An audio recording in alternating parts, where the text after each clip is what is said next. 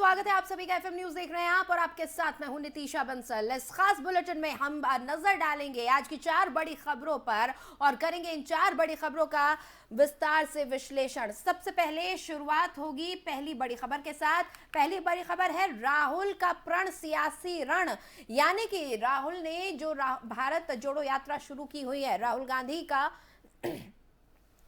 प्रण है भारत को जोड़ने का, मोहब्बत का पैगाम फैलाने का, जिस तरह से वो कह रहे हैं लगातार। साथ ही 2024 को लेकर इस यात्रा के बारे में हम बात करेंगे। दूसरी बड़ी खबर, वीडियोकॉन के मालिक को गिरफ्तार कर लिया गया है। आईसीआईसीआई बैंक लोन धोखाधड़ी मामले में यह गिरफ्तारी हुई है। तीसरी बड़ी खबर, तुनिशा सुसाइड या मर्डर, लगातार इस मिस्ट्री में नए खुलासे हो रहे हैं। शहजाद ने पुलिस के सामने काफी कुछ कहा है। इसके अलावा पुलिस इस मामले में अब और तेजी से जांच कर रही है। और चौथी बड़ी खबर, कोरोना इज बैक, एक बार फिर कोरोना को लेकर चर्चाएं तेज हो गई हैं। दुनिया भर से जो खबरें सामने आ रही हैं डरावनी है। जापान में खासतौर पर देखा जा रहा है कि इस बार मौतों का आंकड़ा बढ़ चुका है। साथ ही चीन से तस्वीरें काफी भयावह सामने आ रही हैं। और चलिए शुरू करेंगे पहली बड़ी खबर के साथ। भारत जोड़ो यात्रा अपने अंतिम पड़ाव पर है, लेकिन सियासत अपने चरम पर है। एक तरफ सर्दी का सितम, दूसरी तरफ विपक्ष का राहुल गांधी पर प्रहार थमने का नाम नहीं ले रहा है। 7 सितंबर से 3500 किलोमीटर से ज्यादा लंबी कन्याकुमारी से कश्मीर तक की भारत जोड़ो यात्रा का नेतृत्व कर रहे राहुल गांधी यात्रा ने 9 दिनों के ब्रेक के रहते दिल्ली में वो यहाँ मौजूद है। और इसी दौरान राहुल गांधी ने अपनी दादी और पूर्व प्रधानमंत्री इंदिरा गांधी, अपने पिता राजीव गांधी, विजय घाट पर लाल बहादुर शास्त्री, सदैव अटल में अटल बिहारी वाजपेयी जी को श्रद्धांजलि अर्पित की है। अब इसी को मुद्दा बनाते हुए बीजेपी प्रवक्ता गौरव भाटिया ने कांग्रेस पर निशाना साधा है। उन्होंने मल्लिकार्जुन खड़गे, सोनिया गांधी और राहुल गांधी पर तीखा प्रहार किया है। बीजेपी प्रवक्ता गौरव भाटिया ने कांग्रेस पर निशाना साधते हुए कहा कि राहुल गांधी नाटक कर रहे हैं। एक तरफ राहुल श्रद्धांजलि देने सदैव अटल पर जाते हैं और दूसरी तरफ पार्टी के नेता अपशब्दों का इस्तेमाल करते हैं। ये दिखाता है कि आपके अंदर कितना जहर है।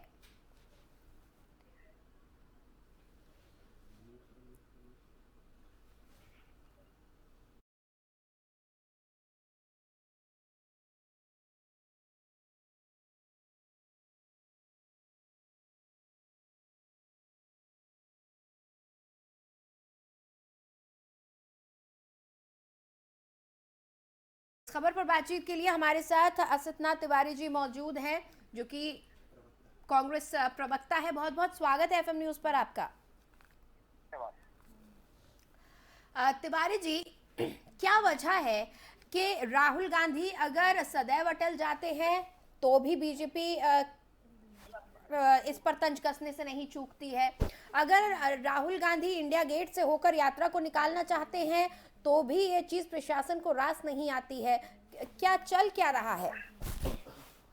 देखिए, भाजपा का जो संस्कार है, हाँ, वो यही है कि वो अपने राजनीतिक विरोधियों को अपना दुश्मन समझते हैं।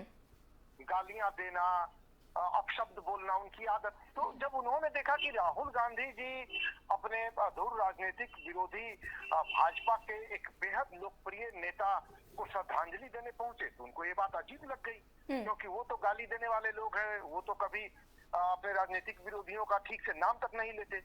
लेकिन वो देख रहे हैं कि कांग्रेस के नेता तो हमारे नेता को श्रद्धांजलि देने जा रहे हैं, तो उनको ये बात हजम नहीं हो पाई। तो उनका कुसंस्कार बार बार निकल आता है बाहर। उनकी संस्कारहीनता के लिए हम कुछ नहीं कर सकते। हम जानते हैं कि हिंदुस्तान का अपना संस्कार है। अटल जी इस देश के लोकप्रिय नेता थे, देश की जनता उनसे प्यार करती थी। आज वो इस दुनिया में नहीं है और उन्हें श्रद्धांजलि देना ही हमारे संस्कार है। बाकी भाजपाई कुसंस्कार उनके साथ, हम इसके लिए क्या करें? अच्छा तिवारी जी, कहीं ऐसा तो नहीं कि ये तमाम जो कार्यक्रम है, क्योंकि देखिए सियासी मकसद तो कोई राजनीतिक पार्टी छोड़ नहीं सकती है, जाहिर तौर पर इस यात्रा का कहीं ना कहीं फोकस 2024 पर है, तो कहीं ऐसा तो नहीं इन तमाम श्रद्धांजलि का भी फोकस 2024 पर ही है? देखिए, पहली बात तो हम आपको बहुत स्पष्ट कर दें कि राहुल गांधी जी की जो ये पदयात्रा है, ये राजनीतिक यात्रा नहीं है। ये किसी राजनीतिक दल की भी यात्रा नहीं है। ये सिर्फ कांग्रेस की यात्रा नहीं है। इसमें आप देखिए अलग अलग लोग जुड़ रहे हैं। कोई बॉक्सर है वो जुड़ रहा है, कोई फिल्म अभिनेता के जुड़ रहा है, लोकल लोग जुड़ रहे हैं। कांग्रेस प्रायोजित यात्रा नहीं है, ना ही ये कोई राजनीतिक यात्रा है। ये यात्रा है देश को जोड़ने की। जो धर्म के नाम पर देश में एक विभाजन की लकीर खींच दी गई है, जो सांप्रदायिकता के नाम पर देश में एक विभाजन की लकीर खींच दी गई है, ये उसको जोड़ने की यात्रा है कि नहीं, ये बताना है कि हम सब एक हैं, हम सब इस मातृभूमि की संतान है, हम इस भारत की संतान है, हम बटे हुए लोग नहीं है। ये उसकी यात्रा है, बड़ी स्पष्ट है। पता नहीं क्यों इतना कंफ्यूजन है लोगों को। ये भारत जोड़ो यात्रा है, इसका कोई चुनावी मकसद नहीं है। क्या आपने कहीं देखा कोई चुनावी भाषण देते हुए लोगों से वोट की अपील करते हुए किसी को? नहीं सर, वोट की अपील 2024 तो दूर है, वोट की अपील तो अभी से कर नहीं सकते हैं, लेकिन हर बार कहीं ना कहीं सत्ता पक्ष और विपक्ष की जो रार है, जो टकरार है, वो तो नजर आती ही है। और रही बात चुनावी राजनीति, चुनावों की या फिर राजनीतिक यात्रा होने की या पार्टी का इसमें दखल की, तो पार्टी के तमाम नेता शामिल हैं, पार्टी के तमाम झंडे इस्तेमाल किए जा रहे हैं, तो जाहिर तौर पर कहीं ना कहीं राजनीतिक मकसद तो है ही। नहीं, मैं आपकी जानकारी दुरुस्त कर दूं, इस रैली में पार्टी का झंडा इस्तेमाल नहीं हो रहा है। क्या आपने किसी कार्यकर्ता के हाथ में कांग्रेस का झंडा देखा? जो झंडा आपको दिख रहा है ना, वो तिरंगा है, हमारा राष्ट्र ध्वज है, जिसे कार्यकर्ता लेकर चल रहे हैं। सर, मैं आपको रैली की कुछ तस्वीरें जरूर इस कार्यक्रम के बाद भेजूंगी, और उसके बाद हम शामिल रहा हूँ ना, मैं तो शामिल रहा हूँ, और उसके बाद हम झंडों के बारे में भी बात कर लेंगे। वो राष्ट्र ध्वज है जो कार्यकर्ता लेकर चल रहे हैं, मैं शामिल रहा हूँ ना, मैं आपको बता रहा हूँ। तो ये यात्रा देश को जोड़ने की यात्रा है। हाँ, कांग्रेस के कार्यकर्ता इसमें शामिल हो रहे हैं, हमारे सबसे लोकप्रिय नेता जिस यात्रा को लीड कर रहे हैं, जाहिर सी बात है कि तमाम कांग्रेसी उसमें शामिल हो रहे हैं, तो लोगों को लग रहा है कांग्रेस की यात्रा है। ऐसा नहीं है, कांग्रेसी अपने नेता के पीछे खड़े हैं, अपने नेता की यात्रा के साथ चल रहे हैं। लेकिन आप देखिए ना, इसमें कल कमल हासन शामिल हुए। कमल हासन कांग्रेस के हैं क्या? नहीं है, आप भी जान रही हैं। तो अलग अलग यात्राओं में तो ऐसे कई लोग शामिल हुए हैं जो कांग्रेस से जुड़े लोग नहीं हैं।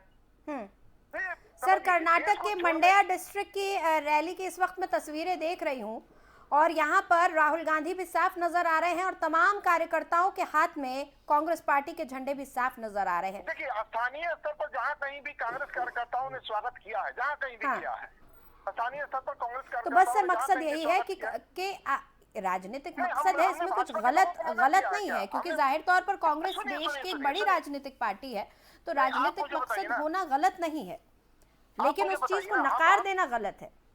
नहीं, आपको जो हमने भाजपा के लोगों को मना किया है क्या? आप आइए हमारी रैली में, कौन मना कर रहा है आपको?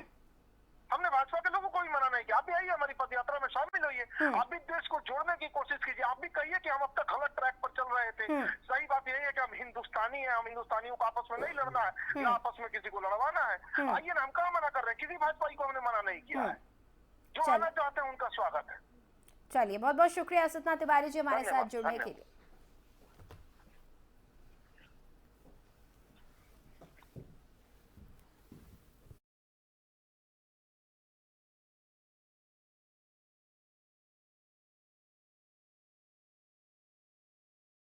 चलिए बढ़ेंगे दूसरी बड़ी खबर की तरफ।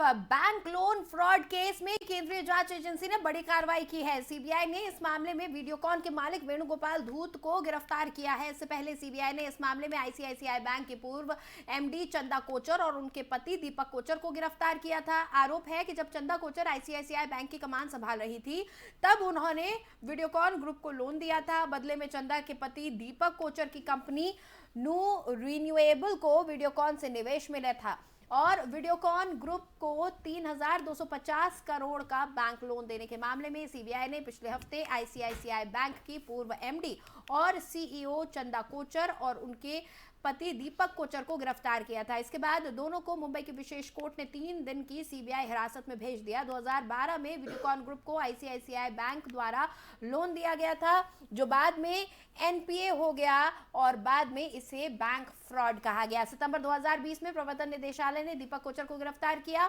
दरअसल 2012 में चंदा कोचर के नेतृत्व में आईसीआईसीआई बैंक ने वीडियोकॉन ग्रुप को जो ये लोन दिया था, और इसके बाद 6 महीने बाद वेणुगोपाल धूत के स्वामित्व वाली मेसर्स सुप्रीम एनर्जी ने मेसर्स न्यू पावर रिन्यूएबल्स को 64 करोड़ का लोन दिया था, जिसमें दीपक कोचर की 50% हिस्सेदारी है। और कहीं ना कहीं इसके बाद से ही सुगबुगाहट तेज हो गई थी कि इस मामले में धोखाधड़ी हो रही है, एक फ्रॉड हो रहा है।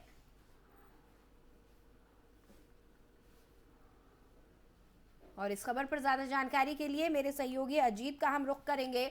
अजीत, इस मामले में अब तमाम बड़े जो लोग हैं, जो तमाम बड़े नाम शामिल हैं, उन सभी की गिरफ्तारियों का सिलसिला शुरू हो चुका है। बिल्कुल नितिशा, बताना चाहूंगा जिस तरीके से जो आईसीआईसीआई बैंक जो लोन घोटाले का जो मामला है उसमें एक बड़ी गिरफ्तारी हुई है, जहां सोमवार को सीबीआई ने वीडियोकॉन समूह के जो अध्यक्ष हैं वेणुगोपाल धूत उनको गिरफ्तार किया है। बताया जा रहा है कि जो इन पर सीबीआई ने आरोप लगाया है कि जो आईसीआईसीआई बैंक के जो थे उस समय इनको नियमों का उल्लंघन करते हुए तकरीबन 3250 करोड़ रुपए का जो लोन है वो अप्रूव किया गया था। इसके अलावा मैं बताना चाहूंगा, इससे पिछले हफ्ते ही शुक्रवार को आईसीआईसीआई बैंक की जो पूर्व सीईओ और प्रबंध निदेशक थी चंदा कोचर, जिन्होंने 2018 में ही इस्तीफा दे दिया था, तो उनको भी गिरफ्तार किया था। तो साफ तौर पर कहा जा सकता है कि एक बड़ी गिरफ्तारी है जो कहीं ना कहीं अब इस मामले में और परत दर परत सामने जरूर खुल के आएगी। जी नितिशा। चलिए, बहुत बहुत शुक्रिया अजीत इस बातचीत के लिए।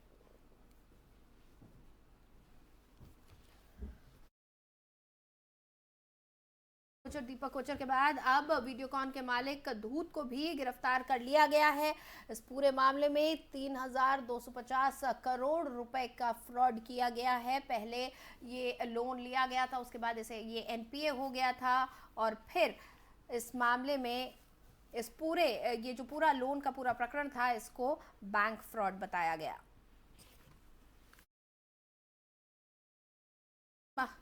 बड़े चेहरे सामने आ रहे हैं और सलाखों के पीछे भेजे जा रहे हैं। ऐसे में इस मामले में कई और खुलासे होने की अब संभावना जताई जा रही है।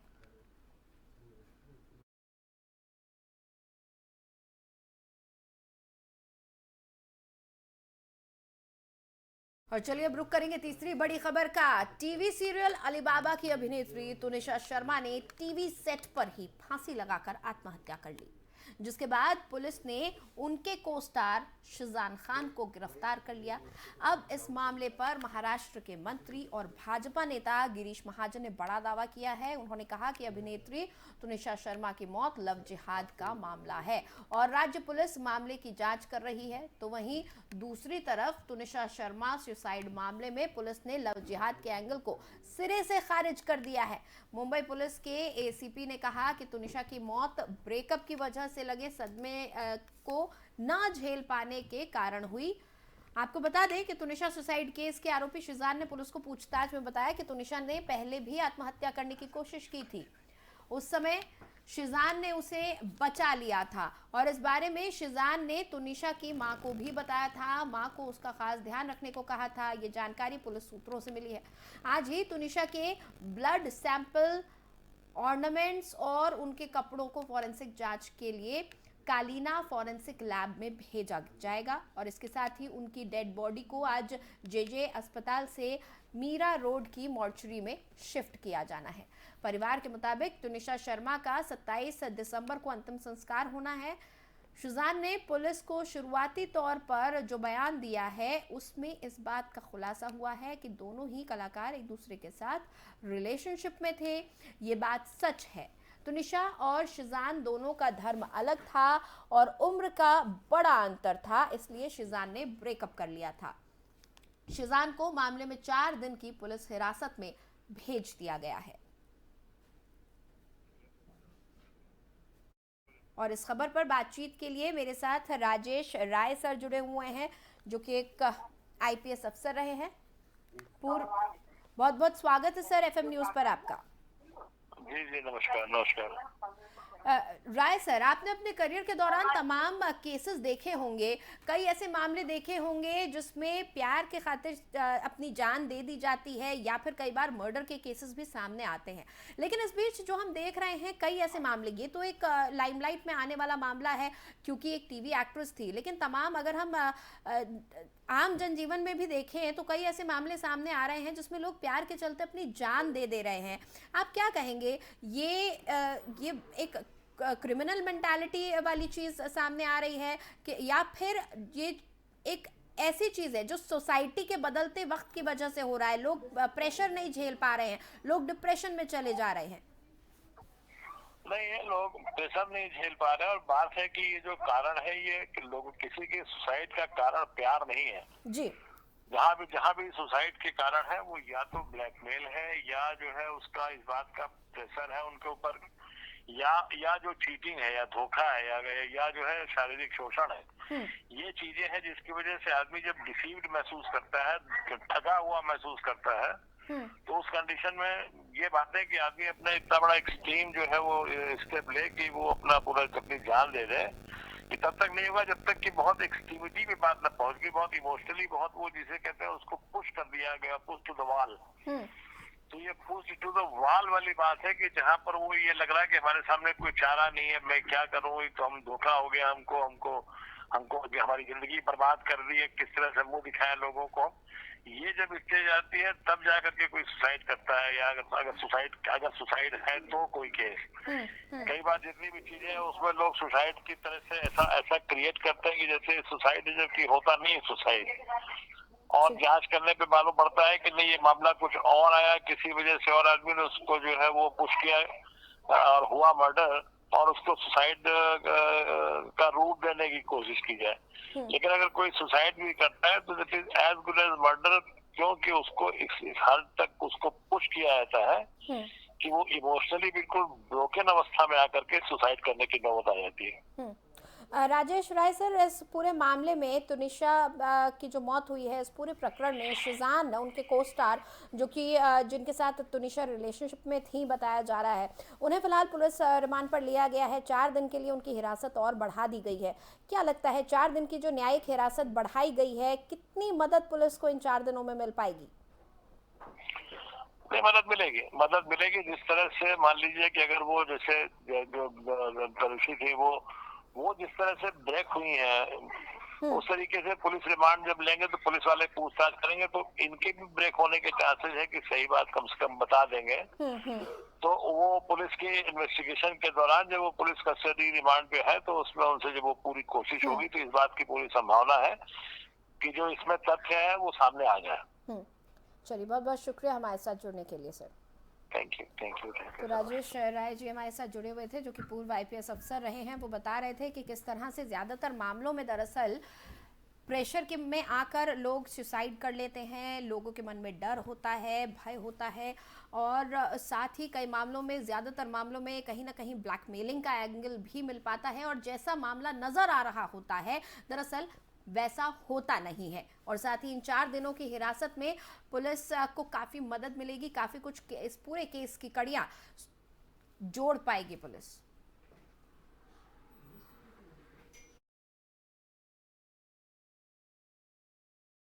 मैं सबको, आप सब मीडिया वालों को ये बताना चाहती हूँ कि शिजान ने तुनिशा को धोखा दिया, उसके साथ पहले रिलेशनशिप बनाया, शादी का वादा करके फिर उसने तुनिशा से ब्रेकअप किया, और उसका पहले किसी लड़की के साथ इन्वॉल्वमेंट थी, उसके बावजूद भी तुनिशा को उसने इन्वॉल्व रखा अपने साथ, 3-4 महीने उसको यूज किया। बस मैं इतना कहना चाह रही हूँ कि इसको सजा मिलनी चाहिए, शिजान को नहीं छोड़ना। मेरा बच्चा गया है बस, बाकी मीडिया बहुत कोऑपरेट कर रही है। मैं तहे दिल से शुक्रिया करती हूँ मीडिया का। श्रीमती वनीता शर्मा, जिनकी लड़की यहाँ पे कामन में जो स्टूडियो है वहाँ पे एक सोनी चैनल पे जो अली बाबा दास्ताने काबुल सीरियल चलता है उसमें एक्ट्रेस काम करती थी, वो मरियम के रोल में काम करती थी। और यहाँ पे 1 जून 2023 से 22 से चल रहा है ये शूटिंग, और ये जो डेथ हुई वो लड़की है, और जो इसमें हीरो के इसमें काम करने वाला जो लड़का है जिशान, उनके दोनों के आपस में फ्रेंडशिप की और बाद में उनके प्रेम के संबंध आ गए। तो इसी में वो लड़के ने गए 15 दिन के बाद ब्रेकअप किया, तो उसमें वो लड़की टेंशन में थी, और उसी इसमें उसने कल सेट पे जो रेस्ट रूम है वहां पे जाके सुसाइड कर लिया है। और वो उसकी मां ने कंप्लेन देने के बाद, श्रीमती शर्मा ने कंप्लेन देने के बाद उसको ऊपर वालियो पुलिस स्टेशन में CR नंबर 1359 IPC 306 गुना दाखिल हुआ है और उसमें वो आरोपी को अरेस्ट कर दिया है। आरोपी को आज वसई कोर्ट में पेशी कर दी थी और 4 दिन की पुलिस कस्टडी रिमांड मिल गई है। सर, पोस्टमार्टम में कुछ प्राथमिक जानकारी मिली है कि क्या? पोस्टमार्टम में cause of death due to hanging clear cut आया हुआ है। क्या कुछ इस एंगल से भी जांच हो रही कि कहीं ये आत्महत्या नहीं बल्कि हत्या का भी हो गया, उस पर्सपेक्टिव से भी पुलिस जांच कर रही है? वो तो पोस्टमार्टम में क्लियर हो जाता है, अगर हत्या है तो वो भी क्लियर होता है और ये अपना हैंगिंग है तो उसमें पोस्टमार्टम में क्लियर हो जाता है। वो भी जेजे हॉस्पिटल में किया है और वो डॉक्टर की टीम ने किया हुआ है, तो उसमें क्लियर कट आया हुआ है कि डेथ ड्यू टू हैंगिंग। क्या ये पता चला कि वो प्रेग्नेंट थी जब? नहीं, ऐसा कुछ नहीं है। चलिए आगे बढ़ेंगे, रुक करेंगे चौथी बड़ी खबर का। दुनिया भर में कोरोना ने एक बार फिर से अपना कहर बरपाना शुरू कर दिया है। इसको लेकर भारत में एहतियात बरती जा रही है। केंद्र सरकार कोरोना को लेकर पूरी तरह से अलर्ट हो चुकी है, लेकिन इसी बीच हैरान कर देने वाली खबर सामने आ रही है। बताया जा रहा है कि बोधगया में तिब्बती आध्यात्मिक बौद्ध धर्मगुरु दलाई लामा 1 महीने के प्रवास पर है। करीब 1 लाख विदेशी बौद्ध धर्म के अनुयायियों की आने की यहाँ पर संभावना है। विदेशी पर्यटकों के आने का सिलसिला भी लगातार जारी है। ऐसे में स्वास्थ्य विभाग के द्वारा एहतियात के तौर पर गया एयरपोर्ट, रेलवे स्टेशन और तिब्बत मंदिर में यहाँ पर रैपिड एंटीजन टेस्ट का शिविर और केंद्र बनाया गया है। इधर रविवार को जांच के दौरान 4 लोग कोरोना संक्रमित पाए गए। इसमें 3 लोग इंग्लैंड से हैं और 1 म्यांमार से है। इस खबर के आते ही स्वास्थ्य महकमे में हड़कंप मच गया। यहाँ पर 33 विदेशियों को सर्दी खांसी की शिकायत होने के बाद RT-PCR जांच कराई गई थी, जिसमें 4 की रिपोर्ट कोरोना पॉजिटिव आई है और सभी 33 यात्री गया एयरपोर्ट पर 20 दिसंबर को बैंकॉक से आए थे। संक्रमित में 3 इंग्लैंड के रहने वाले हैं, जिन्हें बोधगया के एक होटल में मेडिकल किट देकर होम आइसोलेट कर दिया गया है। वहीं 1 म्यांमार का रहने वाला है जो दिल्ली के लिए रवाना हो चुका है। तो वहीं दूसरी तरफ आगरा में चीन से लौटे एक युवक में कोरोना की पुष्टि हुई है। युवक 2 दिन पहले यानी कि 23 दिसंबर को चीन से लौटा था। इस खबर के बाद स्वास्थ्य विभाग पूरी तरह से अलर्ट हो गया है।